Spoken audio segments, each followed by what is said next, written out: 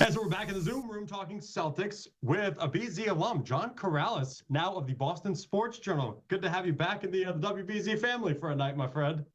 Hey, it's my pleasure. It's been a long time. It's kind of feels good. It's a flashback Sunday there. Who is, oh, by the way, John is now the author of Built Different, taking a look at the 2024 NBA championship run for the Celtics. Already got the book out. There are books being written about what we just witnessed. Already out to the press there, man. So a quick turn there. How deep of a dive are you taking, though, into what we did just witness? Yeah, so it is a little deeper into the finals, but we go all the way back to the beginning of the season. We go back to the construction of the team, and we go back to Brad Stevens kind of getting that edict from Wyc Grousbeck, saying we're not bringing back the same team as last season, and the moves that he made, obviously bringing out Kristaps Porzingis and Drew Holiday, and then going from there. And it includes features on all the main players and some flashpoints from the regular season, milestones like 10,000 points for Jason Tatum and 10,000 for Jaylen Brown. But once we get into the playoffs and the finals, we get into each game so you can really relive those moments from the Celtics championship. And off the court, I don't know if I've ever been in a more stable locker room anywhere at any time. The level of camaraderie, how much these guys actually liked each other, even if they weren't like guys that were going to hang out all the time. You know, Jordan Walsh wasn't going over Al Horford's house to hang out and drink wine or anything like that, but everybody just got along, and it was just so kind of great to see. And I've been in some of those Celtics locker rooms that weren't quite as good. So I think it stood out. Just they really were a team that was built to do this on and off the court. And that stood out for sure. Kept it drama free until the offseason now, because now we enter the next phase, right? You know where I'm going with this, the news of the week, right? The Team USA stuff where Derek White gets the call.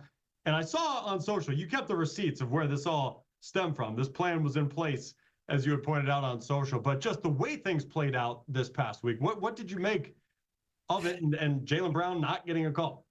Yeah, so there's so many different tentacles to this whole thing.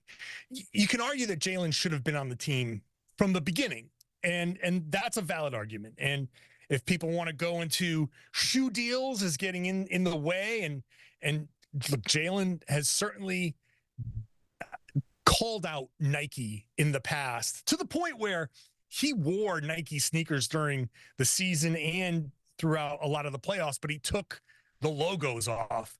And hey, a corporation wants its logos out there. So if you're going to say that played a role, I'm not going to argue that didn't impact their original decision. Once they put the team together, I think the Kawhi Leonard inclusion was almost more of a courtesy because he was hurt. And they were like, hey, look, man, if you can make it, we'd love to have you. Kind of knowing that he wasn't going to make it. That's why the Derek White thing was there. Before Game 4, Adrian Wojnarowski was on TV saying Derek White would be the replacement. And then here he is. Kawhi opts out, and Derek White was the replacement. Should be no surprise, but I think Jaylen, by tweeting, kind of kicked up the firestorm a little bit. I wasn't a fan of that because I know he didn't intend to undermine Derek White. I know he loves Derek White and he's happy for Derek White, but he did undermine his teammate inadvertently. And that's not something that I think, even though he didn't intend it, it's not something that the Celtics needed. It was kind of almost like the first blemish after this championship season. Good thing that it happened in July. People will kind of forget about it as time goes on. But yeah, not great, but I understand why Derek White made the team. He fits perfectly.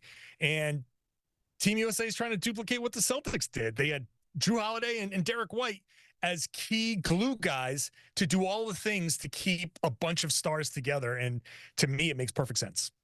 How special is that, the fact that you got a quarter of Team USA Celtics? No, it's a testament to how great this team was. It's a compliment to Brad Stevens, and it's a compliment to the players.